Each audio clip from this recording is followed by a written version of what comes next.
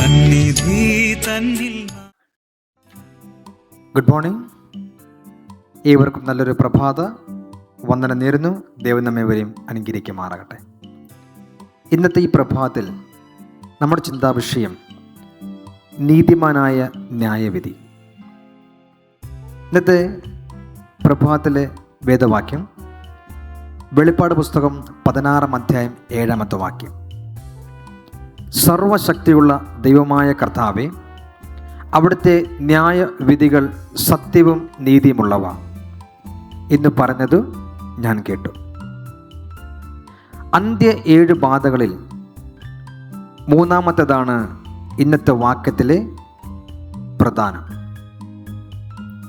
ഇവിടെ ക്രിസ്തുവും സാത്താനും തമ്മിലുള്ളതായ വൻ വിവാദം ഒരു വലിയ അളവ് വരെ ദൈവത്തിൻ്റെ സ്വഭാവത്തെ ചൊല്ലിയുള്ളതാണ്.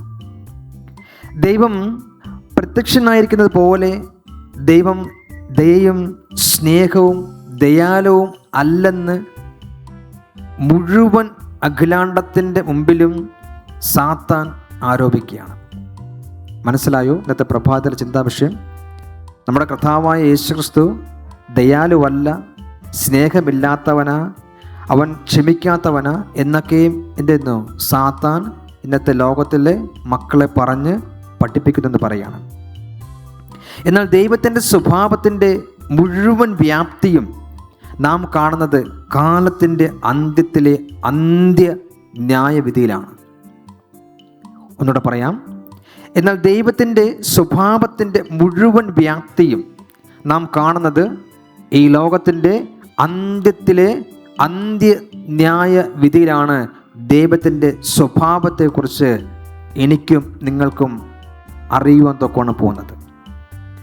അന്ത്യ 7 ബാധകളിൽ മൂന്നാമത്തേത് അറിയിച്ചതാണ് ഇന്നത്തെ വാക്യത്തിൻ്റെ ഒരു നിലവിളി. ദൈവം നീതിമാനും സത്യവാനുമാണെന്ന് ഈ വാക്യം നമ്മോട് എടുത്തു പറയുന്നു. സങ്കീർത്തനക്കാരൻ ദൈവത്തിൻ്റെ സ്വഭാവത്തെക്കുറിച്ച് വ്യക്തമായി പറയുന്നു. നീതിയും ന്യായവും യഹോവയുടെ സിംഹാസനത്തിൻ്റെ അടിസ്ഥാനമാകുന്നു. അതാണ് നീതിമാനായ നമ്മുടെ കർത്താവ്.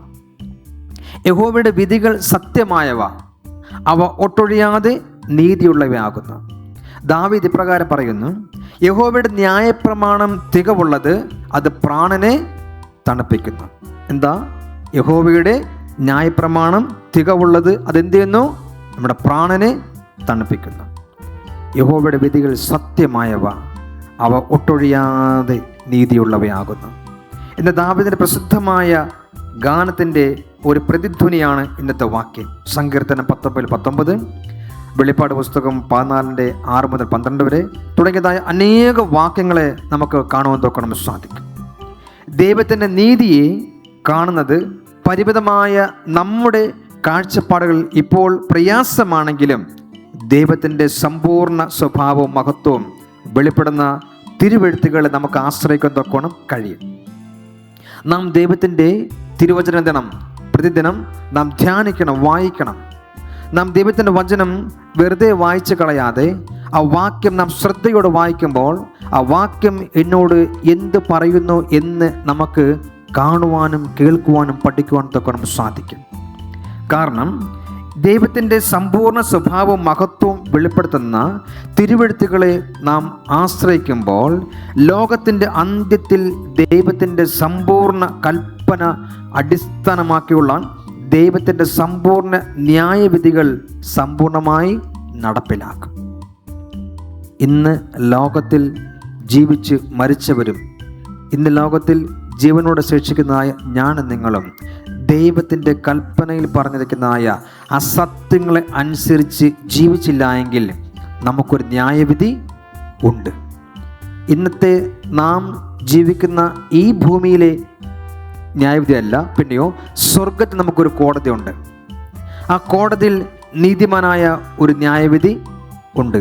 ആ കോടതിയിൽ നീതിമാനായ ഒരു ന്യായവിധിയൻ മാത്രമേ ഉള്ളൂ. അതാണ് നമ്മുടെ കർത്താവായ യേശുക്രിസ്തു എന്ന ന്യായവിധി കാര്യസ്ഥൻ. പ്രിയമുള്ള ദൈവജനമേ, ഇന്നത്തെ പ്രഭാതത്തിൽ നീതിമാനായ ന്യായവിധിയെ ആയ കർത്താവായ യേശുക്രിസ്തുവായ ദൈവത്തിൻ്റെ നല്ല സ്വഭാവം എൻ്റെയും നിങ്ങളുടെയും ജീവിതത്തിൽ ഉണ്ടാകുവാൻ, ആ നല്ല സ്വഭാവത്തെ പിൻപറ്റി ഞാൻ നിങ്ങൾ ജീവിക്കുവാൻ, ആ നല്ല സ്വഭാവത്തിന് നാം ഉടമസ്ഥരാകണം. ആ ക്രിസ്തുവിൻ്റെ നല്ല സ്വഭാവം എന്നിൽ വരുമ്പോൾ ഞാൻ ഈ ലോകത്തിന്, എൻ്റെ സമൂഹത്തിന്, എൻ്റെ ആലയത്തിന്, എൻ്റെ ഭവനത്തിന്, എൻ്റെ കുടുംബത്തിന് നല്ല ഒരു വ്യക്തിയായി തീരുവാൻ തൊക്കണം സാധിക്കും. എന്നാൽ സാത്താൻ ഇത് സകല മക്കളെയും പറഞ്ഞു തെറ്റിക്കുന്നത്, ദൈവത്തിൻ്റെ സ്വഭാവം നല്ലതല്ല, അവൻ നീതിമാനല്ല, അവൻ ദയാലുവല്ല, അവൻ കരുണ കാണിക്കില്ല. പ്രിയമുള്ള ശ്രോതാക്കളെ, അതല്ല, അത് തെറ്റ്. നമ്മുടെ ദൈവം നീതിമാനാണ്, ദയാലുവാണ്, കരുണ കാണിക്കുന്നവനാണ്, മഹാദൈവം, വലിയ സ്നേഹമുള്ള വ്യക്തിയാണ്. അതുകൊണ്ടാണ് ഇന്നത്തെ ഈ പ്രഭാതം ജീവനോടെ എനിക്കും നിങ്ങൾക്കും കാണുവാൻ തൊക്കെ കഴിഞ്ഞത്.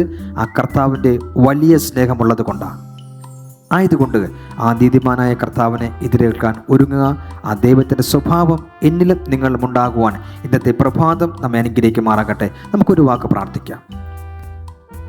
പരിശുദ്ധനായ ദൈവമേ, നല്ല പിതാവേ, ഈ നല്ല ദിവസത്തിൻ്റെ നല്ല പ്രഭാതത്തിനായിട്ട് ഞങ്ങളങ്ങ് സ്തുതിക്കുന്ന സ്തോത്രം നാഥ.